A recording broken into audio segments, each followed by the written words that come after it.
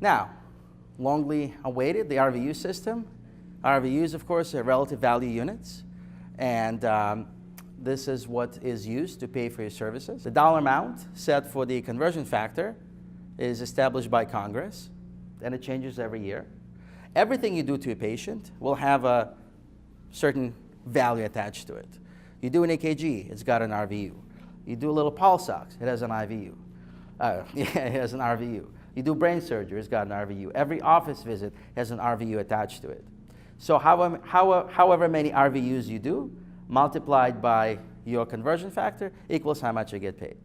Now, this Medicare conversion factor right here is a bit of a misnomer because this is what Medicare pays. This is Medicare rate, and it's set in stone for a particular geographic index, a locale rather, and happens to be $36 for 2018. It was $35.98 for 2017, so it changes, but not by much. Very, very small increments of change. So again, as an employee physician, you'll be paid in something called work RVU. Now, what is work RVU? What is regular RVU? I know it's confusing, but let's break it down for you. One RVU, regular RVU, one relative value unit, consists of three components. Number one, work RVU. Number two, practice expense RVU. And number three, malpractice RVU. What are these things? Well, work RVU actually stands for whatever you do to the patient. It's your clinical knowledge, your expertise, and your treatment, right? Now, the practice expense is how much it costs to take care of the patient, and it's adjusted for any particular region using this handy-dandy multiplier, this one, GPCI, which stands for Geographic Pricing Cost Index. And the last component of RVU is malpractice. Well, we all have to pay malpractice. It's a relatively small component. Most of the employed physicians get their malpractice paid by your organization, and it's factored into your RVUs. So to summarize, one RVU equals work RVU times local index plus practice expense RVU times local index plus malpractice times local index. Okay, so let's go through a few examples. So let's do a 99211, which is a nurse level visit. None of you should have a bill for it. We'll talk about it why tomorrow. It doesn't matter, just an example. And we got this information from the Medicare lookup site that we showed you before. So work RVUs for 99211 visit is only 0.18.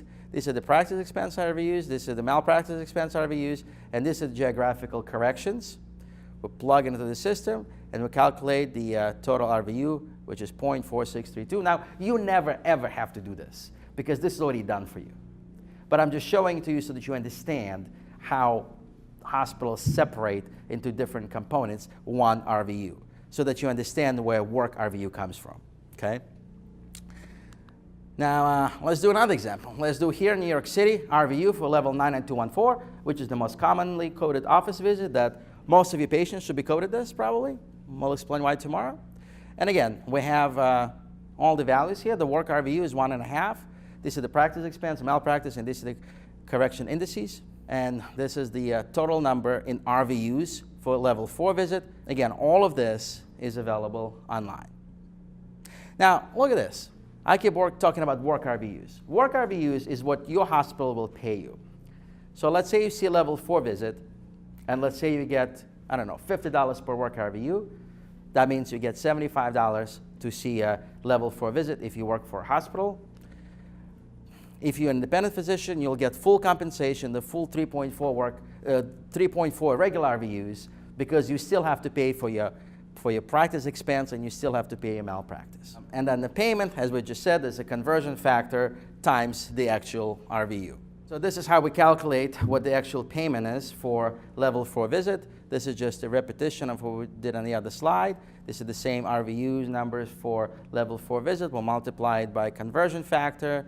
And this is the number for New York City, which is a non-facility compensation for 99214 code for level 4 visit for Medicare. Now, let me show you where this number is available online. And I just did it again for you so that you understand where things are coming from, but just for your own enjoyment.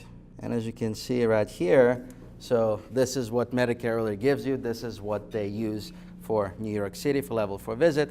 I just showed you how it's being calculated. Again, you don't need to know how to do that, but it's always good to know where things are coming from. Now, so the most important thing here is, of course, the conversion factor when you work for a hospital, because that's what they're going to pay you, right? This is the amount you're going to get paid per RVU of service. So every payer will have their own, right? Because it depends on your particular hospital's insurance rate with a particular insurance company. And because your hospital will take Medicare, will take Medicaid, probably will take other insurance, they try to come up with a certain number that makes sense, that already takes into account practice expense, malpractice expense, and they try to give a fair number.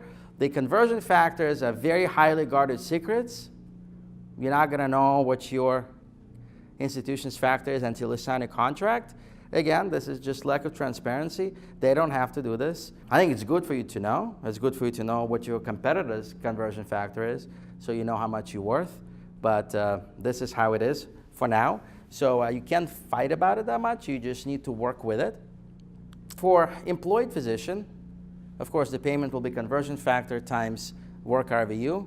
For independent doctor, it's just conversion factor times the RVU, but independent doctors really don't look at RVU system because they just get direct reimbursement from insurance companies and from Medicare. Now this is where things start getting a little dicey. So let's look again at a level 99214 visit for a patient in New York City. And we're going to look at an employed doctor. We're going to look at the independent doctor right here. And I'll look at 4 different patients. Patient number 1, plain Medicare. Patient number 2, PPO. I'm assuming 200% Medicare rate. It's much, much higher. I'm being nice. There's one uninsured patient from whom we collect 0. And there's a cash paying patient for which I used the average between the Medicare rate and the insurance rate. So this is how much your institution will collect. 123, 247, 0, and 185. And this is how much the doctor will collect. It's constant for the physician. So in a way, physician is protected. Physician is protected from poor payers, from Medicare payers, but also physician does not get to enjoy high reimbursement rates because their RVU conversion factor is set in stone. So your typical physician for level 4 in this situation will receive $75. And I'm just assuming $50 conversion rate. This is nationwide average. I'm sure it's going to be higher in New York City area because of the cost of living, but I don't know what the number is, so I don't want to make assumptions. Now, for an independent doctor, this is straight values. For Medicare, from PPO, I'm assuming 130 Medicare rate reimbursement. I'm being very generous here. This is really good if you can achieve it. And $140 cash rate, which again, I average between the Medicare and insurance rate. And I did not do anything for uninsured because most independent doctors will not take an uninsured patient. So as you can see, there's quite a bit of variation in pay. And important thing to remember is that if you're independent, you still have to account for practice expense. You have to pay rent, you have to pay your staff, you have to pay for your malpractice, so a lot of things that you're still on the hook for. Now, is there a flaw in the RVU system if you're employed? Well, there's a huge flaw, and the problem is that the practice expense RVU is always constant. So the conversion factor does not change from patient to patient depending upon how many patients you see. This is flat. And let me illustrate why. So let's talk about 2 doctors working in the same hospital. One of them consistently does 30 RVUs, work RVUs a day. The other one does 20. They work the same hours, it's just that doctor number 1 is more efficient. There's nothing wrong with that. Doctor number 2 maybe takes more time with his or her patients, and that's okay. This is not the point. So I'm going to assume a $50 fixed conversion factor. I believe in your notes it says 50%. This is wrong. And assume you're only seeing Medicare patients, just for the sake of this example. So the doctor who does 30 RVUs, it means 20 patients, because remember, it's 1.5 work RVU for level 4 visit. And we're assuming level 4 visits here. So 20 patients, 30 RVUs. You're not being paid per patient, you're being paid per RVUs. So 30 times 50 is $1,500 per day for the 30 RVU doctor. How about a 20 RVU doctor? Well, that's 13 patients, right? 13 times 1.5 is about 20. So that doctor will collect $1,000 per day. That sounds great. That sounds fair, right? Well, you see more patients, you do more RVUs, you get paid more. This is how it should be, right? Well, let's look at something else.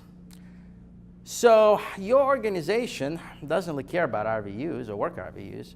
Your organization, your hospital, would get paid per patient because that's what you bill for. So for the first doctor, remember, 20 patients, and we just showed you there was $123 per patient for a Medicare patient. 20 times 123 equals $24.74. For the second doctor, this is the amount. Well, this is what the hospital collects, but you still have a contract with them, so they pay you based on your RVUs. Everything is fair. Seems fair so far. All right, let's keep looking. So the doctor who did 30 RVUs, he got paid $1,500, but the hospital took $2,754. So where's the rest? So this doctor paid $984. Now the doctor physically didn't pay $984. It's a $984 he or she did not receive in compensation. Okay, that's fine.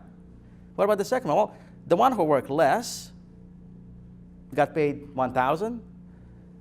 The hospital got paid $1,600, and that person only paid $600 in expenses. So what I'm telling you here is that if you work more, you have to pay for more. That doesn't make any sense. But this is how hospitals make money. This is the biggest problem with the flat RVU system, is that it does not account for your practice overhead because the practice overhead remains constant. Well, it doesn't. If you see more patients in the same amount of time, use the same staff, use the same electricity, use the same room, you don't need more nurses, you don't need more MAs. So this number should be lower, but no, it's higher. So you are actually paying more to work more. So why should you do that? You shouldn't. You really shouldn't. And what you should demand for and ask for, if you're going to be employed, you need to ask for a tiered RVU system. And the way it's structured, it can be structured any way you like or any way your hospital propose, as long as it's not flat. Basically, what I'm proposing here is that what you need to tell your hospital is that, listen, over a certain number of work RVUs, let's say 20. Let's say after you do 20 work RVUs, your conversion factor should go up, right? Because you're seeing more patients in the same amount of time. That means you're more efficient. You got to be paid for that. You can't let the hospital take in all the profit and kind of rip you off here. So this is very, very important. Now, what if your group does not have a tiered RVU system? Well, if it doesn't, you should ask for it. There are a few systems that I've talked to that they do have it in place. And they bring the difference quite close to the difference between 20, 30 RVUs actually goes down by a little bit, and that would be more fair. But under this flat system, vast majority of hospitals in the country, that's how they pay, and this is extremely unfair to the doctor, and this is something that you have to understand. And doctors are being taken advantage of every single day because of this. And it's okay to be aware of it, and just don't fall victim to these statements. Well, the hospital will tell you, well, this is how it is. This is how we do things. The hospital will tell you, well, there's so many other costs you don't even know about. And if they tell you this, you just ask them, okay, what are they? Show me. They'll tell you, well, you're the doctor, just stick to treating patients. We'll take care of the rest. No, don't accept that. Don't be insulted by them. Don't let them insult you. And finally, they're going to tell you, well, we're losing money. Well, no, they're not. If the hospital tells you losing money, you can look at their CO compensation, you'll see that they are not.